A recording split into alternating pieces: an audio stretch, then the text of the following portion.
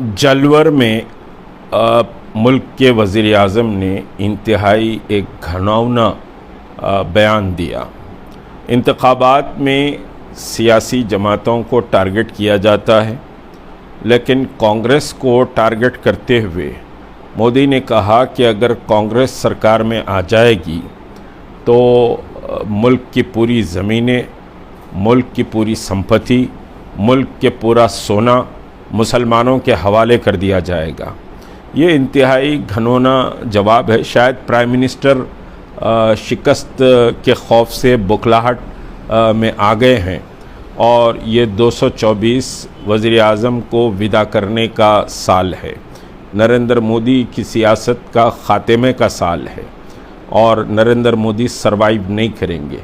अगर भारतीय जनता पार्टी की हुकूमत भी अगर बनती है तो नरेंद्र मोदी अब वज़ीर आज़म नहीं बनेंगे। मुल्क की हवाएं कुछ इसी तरह चल रही हैं। वज़ीर आज़म जो शख्स 10 साल रह चुका है, क्या वो सच्चर कमेटी की रिपोर्ट से वाकिफ़ नहीं है?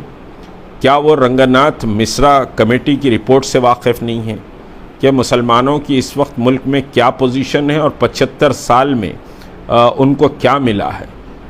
माशी तौर पर, समाजी तौर पर, तालीमी तौर पर मुसलमान दलित भाइयों से ज़्यादा बिछड़ा हुआ है और मोदी ये कह रहे हैं कि कांग्रेस पूरे ख़जाने मुसलमानों को दे देगी।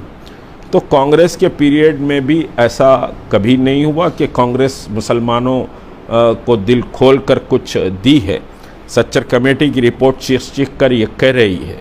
तो ये एक समझिए कि पोलराइज़ करने की कोशिश है और पूरे मुल्क में पोलराइजेशन की कोशिश भारतीय जनता पार्टी बाकी के जो 6 फेस बचे हुए हैं उसमें करने की कोशिश कर रहे हैं। लेकिन मुल्क की आवाम समझ गई है कि 10 साला इनका इख्तिदार सिवाय मंदिर, मस्जिद, मुसलमान पाकिस्तान से ख़बरस्तान, शमशान घाट, 80-20 ऐसे नारों में घूमता रहा। अब ये नारे नहीं चल रहे हैं। नारे तो समझिए कि साहब तरक्की के, विकास के, करप्शन के और फिर इलेक्ट्रल बाउंड का जिस तरह से लूट इन्होंने मचाई।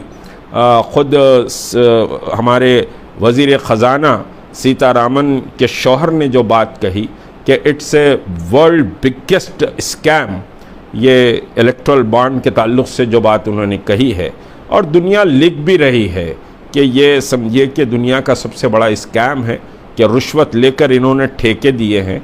ये बात आवाम के समझ में आ गई है। अब हिंदू, मुसलमान या फिर समझिए कि साहब शमशान, ख़बरस्तान, पाकिस्तान, मुसलमान, टोपी, ये नहीं चलेगा। लोग तरक्की के नाम पर वोट देंगे और जो हिंदुस्तान का एक मोहब्बत का सोशल फैब्रिक था, वो सोशल फैब्रिक रिटर्न आता हुआ नज़र आ रहा है, जिसका हम इस्तकबाल कर रहे हैं और उम्मीद करेंगे कि जो बचे हुए 6 फेस हैं उसमें ये समझिए कि पोलराइज़ करने की कोशिश कर रहे हैं। राजस्थान में, मध्य प्रदेश में, उत्तर प्रदेश में, लेकिन सब जगह इनकी सूरत हाल ख़राब है। मोदी की विदाई का टाइम आ गया है। मोदी फिर वज़ीर आज़म नहीं बनेंगे।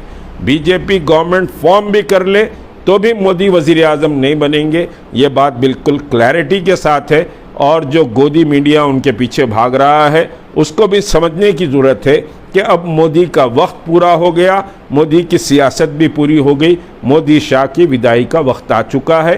तो ये जो बयान है 10 साल वज़ीर आज़म रहने के बाद सच्चर कमेटी से अगर आप वाकिफ़ नहीं हैं तो इससे ज़्यादा बदनसीबी की बात कुछ और नहीं है। इसका हम शदीद समझिए कि इसको मज़म्मत करते हैं इस बयान की और इंसाफ होना चाहिए। तमाम तबक़ात के साथ इंसाफ होना चाहिए। सब कुछ मुसलमानों को मिलना चाहिए। हम ये भी नहीं कह रहे हैं सबके साथ इंसाफ हो। ऐसी हुकूमत मुल्क में आए जो तरक्की की राह पर मुल्क को लेकर चले। शुक्रिया।